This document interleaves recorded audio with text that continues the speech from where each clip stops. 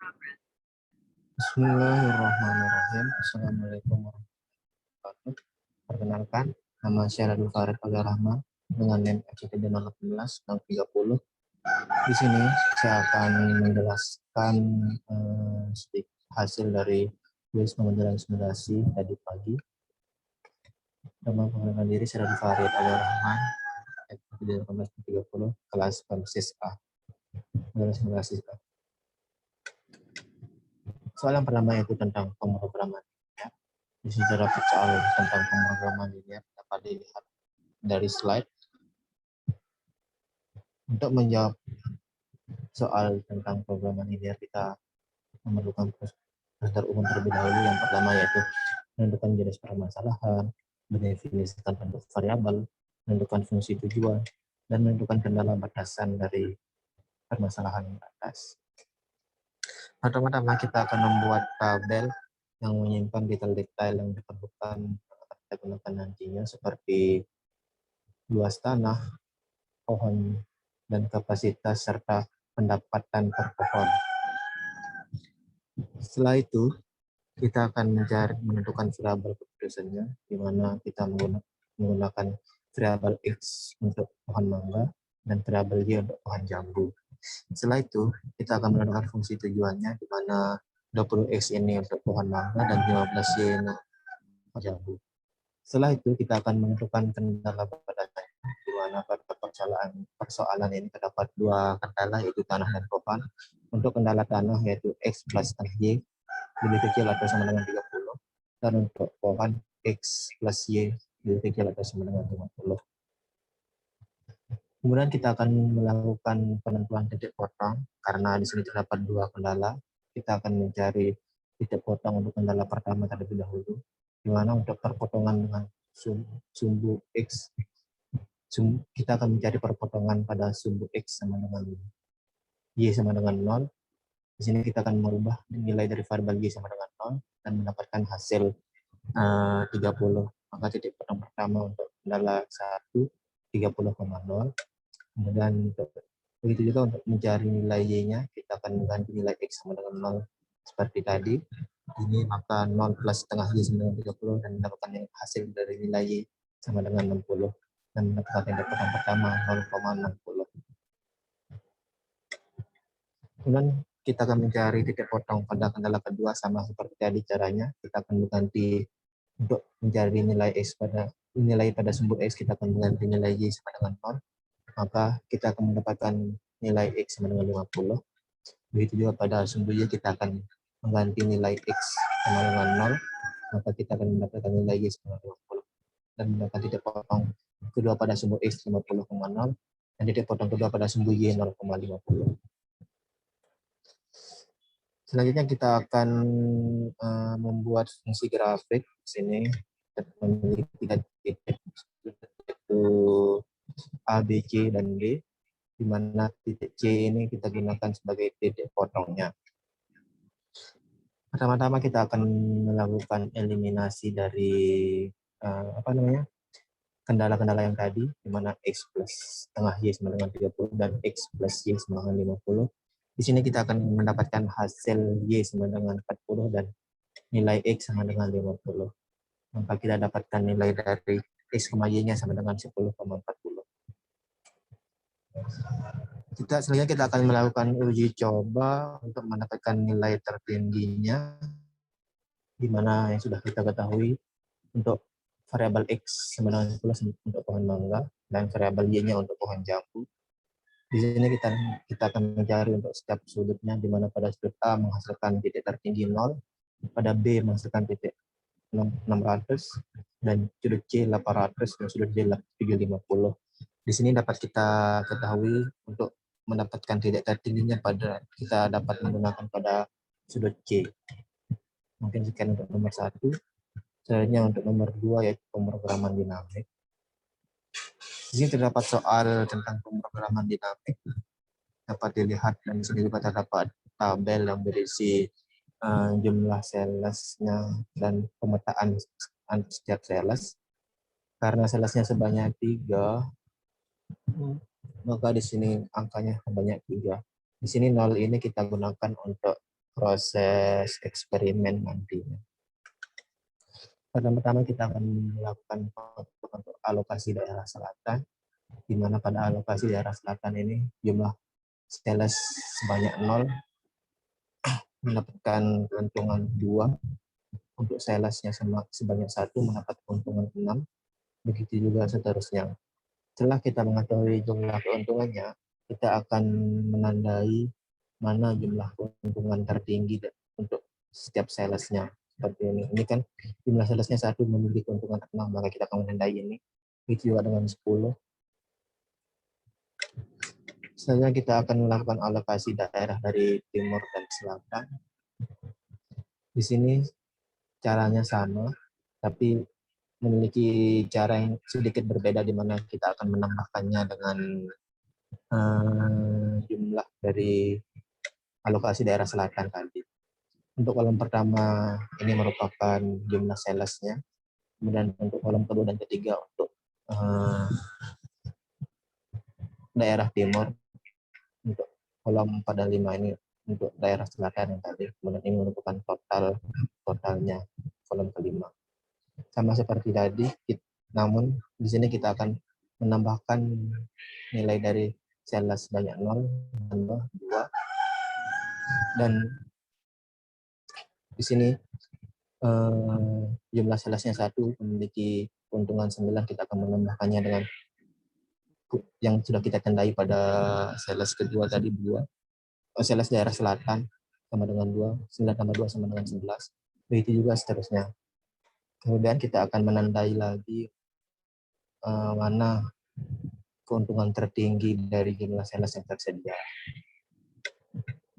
Selanjutnya kita akan melakukan perhitungan untuk alokasi daerah utara, timur, dan selatan. Di sini memiliki cara yang sama seperti tadi, namun kita akan untuk daerah utara ini kita akan menambahkannya dengan total jumlah antara daerah timur dan selatan tadi. Caranya sama seperti yang tadi. Di sini untuk daerah utara ini merupakan gabungan dari timur dan selatan tadi. Kita akan menambahkannya lagi. 0 tambah 11 sama dengan 11. 7 tambah 11 sama dengan 18. Begitu juga seterusnya. Kita akan menandai jumlah keuntungan tertingginya juga untuk daerah timur, utara, dan selatan.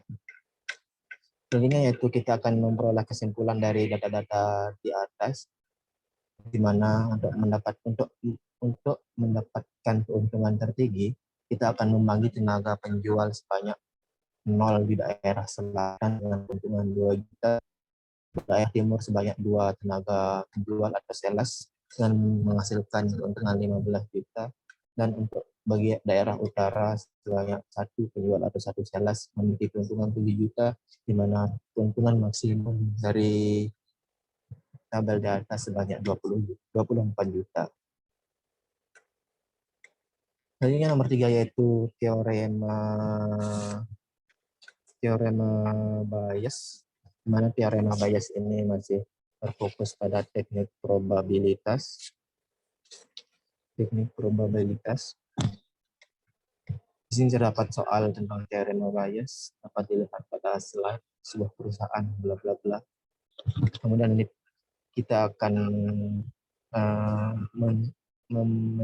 mensimulasikan atau membuat apa yang diketahui dari soal di atas. Yang pertama yaitu PA sama dengan 60%, di mana untuk 60% ini kita akan menyederhanakannya menjadi nilai desimal yaitu 0,6. Begitu juga PB 30% menjadi 0,3, PC 10% menjadi 0,1. Kemudian PRA 2% menjadi 0,02, PRB 3% menjadi 0,03, PRT 0,4% menjadi 0,04. Di sini keterangannya yaitu untuk PA sama dengan mesin yang digunakan dan PRABC merupakan mesin yang rusak. Yang di sini yang ditanyakan yaitu nilai dari PCR, di mana untuk mencari nilai PCR ini dapat kita lakukan dengan membagi PRC dibagi dengan PR. Pertama-tama kita akan mencari nilai dari PR-nya, di mana nilai PR ini dapat dicari dengan PA dikali PRA ditambah PB dikali PRB ditambah PC dikali PRC dan menghasilkan nilai 0,024. Maka setelah mendapatkan hasil dari PR, maka kita tinggal membaginya langsung, di mana nilai dari PCR tadi 0,04 dibagi dengan nilai PR 0,024 dibulatkan menjadi 0,25. Maka peluang mesin Q untuk rusak sebanyak 4/25. Mungkin sekian untuk nomor 3. Selanjutnya yaitu nomor 4, yaitu regresi dan korelasi. Untuk regresi dan korelasi di sini terdapat tabel yang berisi karyawan sebanyak 8 dari A dan sampai H. Kemudian ada tabel hasil pekerjaan, kolom hasil pekerjaan, dan kolom skor tes. Di mana pada hal ini kita akan mencari keterhubungan atau keterkaitan antara hasil pekerjaan dan skor tes ini. Di sini saya menggunakan Excel untuk menjawab nomor 4 ini, di mana kita akan membuat keterangan terlebih dahulu, di mana X aksen ini merupakan skor tes dan Y aksen merupakan hasil pekerjaan. Pertama-tama kita akan mencari nilai sum dan mean-nya, di mana nilai sum dari Y yaitu 296 dan nilai sum dari skor tes atau X sama dengan 56, dan mean-nya untuk hasil pekerjaan 37 dan skor tes hasil mean-nya dengan 7. Maka di sini untuk mencari Y min Y aksennya, kita akan mengorengnya langsung. 30 kurangi 37 sama dengan min 7. Kemudian 49 kurangi 37 sama dengan 12. Begitu juga seterusnya. Kemudian untuk X min X aksen ini kita akan mengurangi 6 kurangi 7 sama dengan min 1. 9 kurangi 7 sama dengan 2. Begitu juga seterusnya. Kemudian kita akan mencari nilai X kali Y-nya, yaitu min 7 kali min 1 sama dengan 7.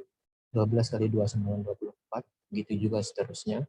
Kemudian untuk nilai dari X kuadratnya, min X kali min X, min 1 kali min 1 sama dengan 1.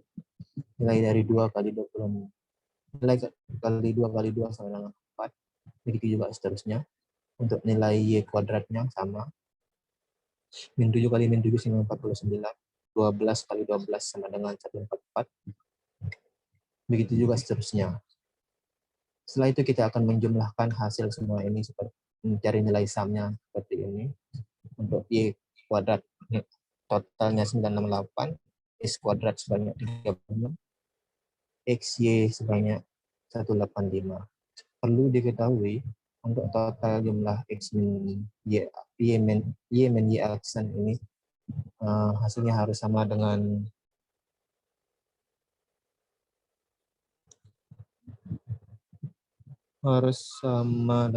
nilai X min aksennya sama dengan 0.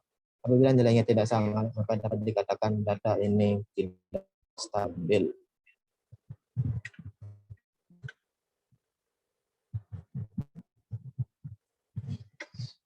Selanjutnya kita akan mencari nilai regresinya. Di sini nilai regresi ini di sini kita akan mencari nilai B dan A-nya terlebih dahulu, di mana rumus dari B ini dapat kita gunakan sigma XY dibagi dengan sigma X kuadrat, di mana sigma XY ini dapat kita lihat pada tabel XY adalah 85 dan X kuadrat ini dengan 36. Maka dihasilkan nilai 5,138 dan dibulatkan menjadi 5,14. Kemudian untuk nilai A-nya, di sini terdapat rumus Y min BX. Di sini kita akan menggunakan nilai Y sama dengan 37, dapat dilihat dari tabel. Nilai Y-nya 37 dan BX-nya B dapat dari sini 5,14 dan dalam kurung dikalikan dengan 7 menghasilkan 1,02. Mengapa di sini menggunakan 7? Karena nilai dari X rata-rata dari S-nya sebanyak 7.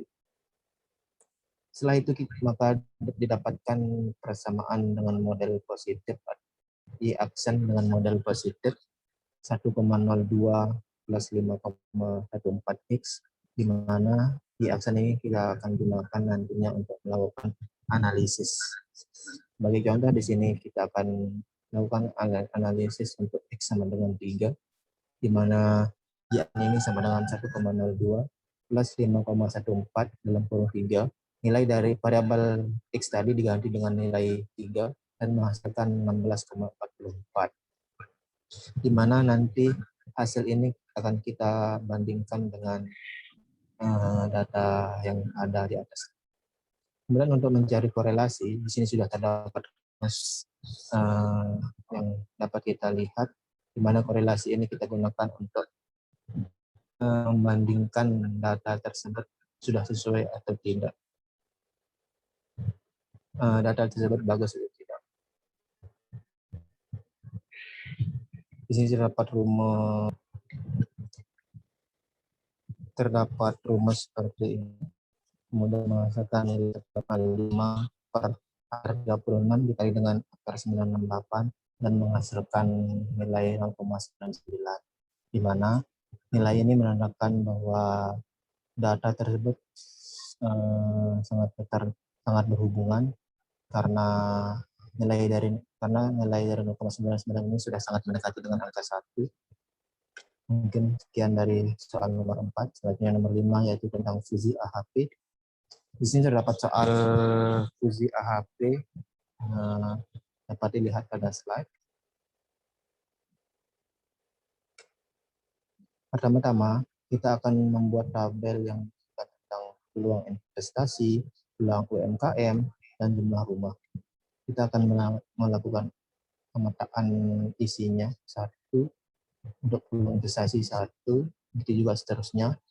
Setelah itu kita akan melakukan penyederhanaan nilai dari tabel di atas. Kita akan mengubahnya menjadi angka desimal atau bahkan perhitungan. Setelah melakukan penyederhanaan nilai, kita akan mencari eigenvektornya dengan membuat nilai matriks, di mana eigenvektor ini akan kita gunakan untuk mencari nilai pendukung sistem keputusan nantinya, di mana nilai dari matriks ini kita akan kalikan dengan dirinya sendiri dan menghasilkan nilai 2,99, 1,75, 8,00. Kemudian untuk hasil perkalian matriks tadi, kita akan menambahkannya dengan per baris seperti ini. 2,99 ditambah 7,75 ditambah 8,00 dan mendapatkan hasil 11,74. Begitu juga pada baris kedua, 5,32 ditambah 3,00 sama 14,00 sama dengan 22,32. Begitu juga pada baris ketiga ditambahkan menghasilkan 4,82. Kemudian pada hasil pertambahan ini kita akan menjumlahkan semuanya dan mendapatkan total nilai sebanyak 39,88. Untuk mendapatkan nilai dari eigenvektor pertama ini, kita akan membagi nilai dari hasil pertambahan tadi dengan total nilainya, di mana 12,74 ini akan dibagi dengan 39,88 menghasilkan nilai 0,3195. Begitu juga untuk 22,32 dibagi 39,88 menghasilkan 0,5597. Begitu juga dengan 4,82 dibagi 39,88 menghasilkan nilai 0,1209. Nilai ini merupakan eigenvektor pertama dari permasalahan di atas. Selanjutnya kita akan mencari eigenvektor kedua. Caranya sama seperti tadi, namun pada eigenvektor yang kedua ini kita akan menggunakan hasil perkalian pada eigenvektor yang pertama. Caranya sama, kita akan mengkalikan dengan dirinya sendiri, kemudian ditambahkan setiap barisnya dan menghasilkan ini. Kemudian untuk mendapatkan hasil dari eigenvektor kedua, kita akan membagi nilai ini dengan nilai totalnya. Mengapa eigenvektor kedua ini diperlukan? Karena kita memerlukan perhitungan lebih lanjut untuk mendapatkan hasil, untuk mengetahui hasilnya sudah stabil atau tidak. Selanjutnya yaitu kesimpulan, di mana pada kesimpulan ini kita akan mencari selisih antara eigenvektor yang pertama dengan eigenvektor yang kedua, di mana pada eigenvektor pertama ini 0,3195 dengan 0,3195 memiliki selisih 0,00 dan 0,5597 dan 0,5582 memiliki selisih 0,001, 0,1209 dengan 0,1216 memiliki selisih min 0,01. Maka dapat disimpulkan di sini prioritas pembangunannya adalah 0,5584 merupakan peringkat pertama yang terpenting untuk UMKM dan 0,3195 merupakan peringkat kedua terpenting untuk investasi dan 0,1209 merupakan peringkat ketiga terpenting untuk rumah. Mungkin sekian untuk nomor 5. Selanjutnya itu nomor 6 tentang perolehan data. Di mana di sini terdapat data-data yang diketahui. Selanjutnya untuk menjawab permasalahan, sama seperti difusi HP tadi, kita akan membuat tabel seperti ini, kemudian kita untuk investasi saja ini, kemudian kita akan melakukan penyederhanaan nilai untuk mendapatkan nilai desimal untuk mempermudah perhitungan. Setelah itu kita juga akan melakukan eigenvektor untuk peluang investasinya. Caranya sama seperti tadi, kita akan membuat sebuah matriks yang mengalihkannya dengan dirinya sendiri. Kemudian hasilnya tersebut kita akan menambahkannya setiap baris. Untuk baris pertama seperti ini. Dan mendapatkan hasil 17,8, baris kedua mendapatkan hasil 41,69, baris ketiga mendapatkan hasil 9,25, dan baris keempat mendapatkan hasil 93,96. Dan total nilainya sebanyak 161,98. Untuk mendapatkan eigenvektornya, sama seperti tadi, kita akan membagikan jumlah ini dengan nilai totalnya. 17,08 dibagi 1,98 hasilnya 0,1054, begitu juga seterusnya. Selanjutnya untuk yang UMKM sama juga kita membuat sebuah tabel dan melakukan penyederhanaan nilai. Di sini juga kita membuat sebuah eigenvektor. Caranya sama. Mengalihkan sebuah matriks dengan dirinya sendiri dan ditambahkan dan mendapatkan nilai eigenvektornya ini dengan cara membagikan nilai yang sudah ditambahkan dengan total nilainya. Selanjutnya yaitu ini merupakan nilai dari peluang untuk rumah, ini peluang untuk investasi, dan ini untuk peluang UMKM. Selanjutnya kita akan melakukan analisis, di mana hasil analisisnya seperti ini. Caranya yaitu kita akan mengkalikan peluang dari investasi, UMKM, dan rumah dengan modelnya yaitu 0,319, 0,5589, dan 0,1217, dan mendapatkan hasil eigen dan lokasinya seperti pada slide ini. Selanjutnya yaitu forecasting, di mana pada forecasting ini kita disuruh melakukan proses triple exponential smoothing pada data berikut, di mana pada data ini kita akan disuruh memprediksi harga saham pada tanggal 26 April tahun 2021. Untuk triple exponential smoothing ini terdapat beberapa perhitungan, yaitu pemulusan pertama, pemulusan kedua, dan pemulusan ketiga.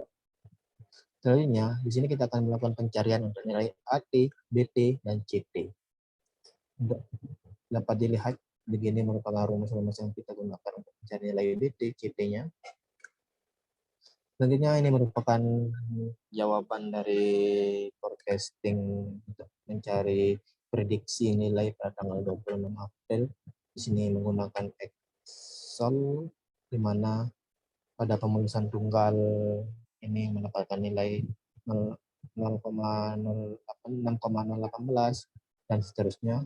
Kemudian pada pemulusan ganda 0,018 dan seterusnya. Dan untuk pemulusan pada ketiganya 6,018 dan seterusnya. Di sini juga kita dapat mencari nilai dari A, B, C pada rumus yang tadi. Setelah itu kita akan melakukan ramalan. Setelah melakukan proses ramalan ini, kita akan mendapatkan hasil dari nilai saham pada tanggal 26 April 2021. Mungkin sekian yang dapat saya jelaskan tentang kuis pemodelan simulasi ini. Mohon maaf apabila ada salah kata dan kekurangannya. Sekian. Wassalamualaikum warahmatullahi wabarakatuh.